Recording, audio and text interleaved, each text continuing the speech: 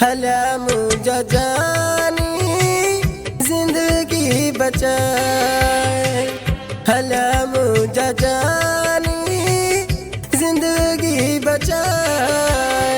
हकीमन बीमारी दसिया है, हकीमन बीमारी दसिया है। हला मुझा जानी जिंदगी बचाए, हला मुझा जानी जिंदगी बचाए।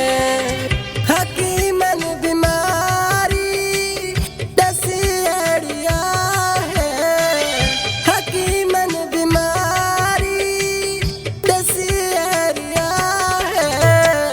हला मुझा जानी जिंदगी बचाए, हला मुझा जानी